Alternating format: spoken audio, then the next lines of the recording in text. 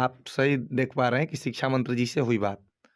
ये बातें 7वें चरण के क्रम में हुई है और 7वें चरण को 25 दिसंबर से पहले जो नियमावली की बात आई है उसको लेकर के किया गया है कि क्या सर 25 दिसंबर से पहले हम लोगों का नियमावली आएगी ये चीज़ें, और इसके साथ-साथ हम लोगों को जो स्टेट के साथ है, उसी समय विज्ञप्ति दे दीजिए। उसके बाद बहाली प्रक्रिया में जिस प्रकार को आपको करानी है, आप बिल्कुल सर कराइए, हम लोगों को कोई परेशानी नहीं है। परेशानी बस इतना ही है कि साथ में बहाली दे दीजिए। ये रहा मेरी बात। और इसके साथ ही मैं बता दूँ कि शिक्षा मंत्री जी ने काफ़ी गंभीरता से 2 बातें रखी कि आने वाला 2 कैबिनेट का मीटिंग केवल 7वें चरण पर होने जा रहा है। यानी अभी जो मंगलवार होगा, अगर कैबिनेट की मीटिंग उस दिन होती है तो 7वें चरण पर, और उसके बाद एक और कैबिनेट मीटिंग बैठेगी तो 7वें चरण पे, यानी ये दोनों 7वें चरण पर अहम मुद्दा होगा और 7वें चरण पे बहुत बड़ी अपडेट भी होगी।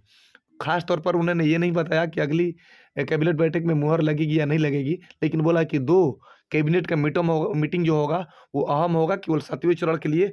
और उन्होंने इस बात को समझाया कि 7वें चरण में स्टेट का देने के तात्पर्य ये है कि बहुत सारे साथी छठे चरण में चयनित है, जो जॉब कर रहे हैं, उनका भी स्टेट में मेरिट नॉन मेरिट में है। तो सबसे पहले उनको करा लिया जाएगा, उसके बाद 1 to 5 में से जो शिक्षक हैं वो स्टेट में जाएंगे। तो जाने के बाद 1 to 5 या 6 to 8 में जितनी भी रिक्तियाँ होगी फिर से आंकलन करके 1 to 5 में या 6 to 8 में दिया जाएगा। लेकिन हम लोगों का मानना है कि चाहे जो कुछ भी हो, विज्ञप्ति आप साथ दीजिए, आप गणना करते रहिएगा, कोई दिक्कत नहीं होगा। बहाली 6 महीना साल भर लेट कीजिए। तो दोस्तों, ये शिक्षा मंत्री जी से जो भी बात हुई मैंने बताया।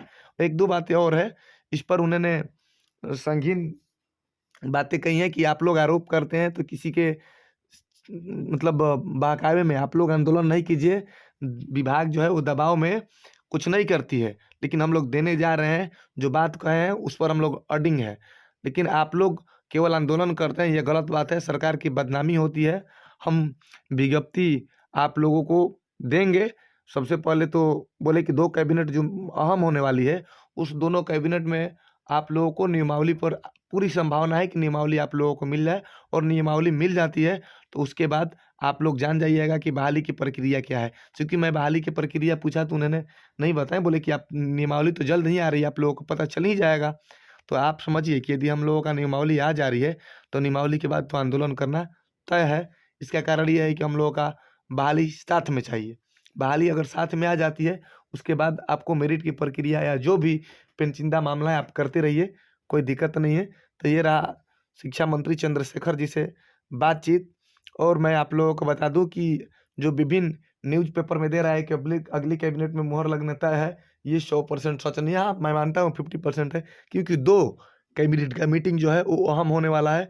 वो दोनों से पहले कोई कुछ अनुमान नहीं लगा सकता है।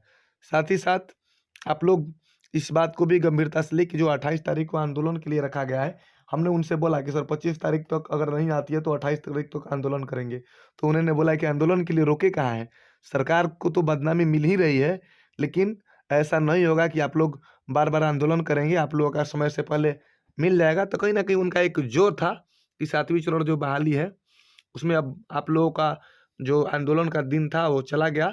बहुत जल्द आप लोगों का हम कुछ करने जा रहे हैं। और बजट के क्षेत्र में भी बोले वो कि बजट में 3% के केवल शिक्षा पर बढ़त होने जा रही है। ये बिहार सरकार के ऐतिहासिक फैसला है। ये रहा चंद्रशेखर जी की बात। आप लोगों के बीच बहुत-बहुत धन्यवाद।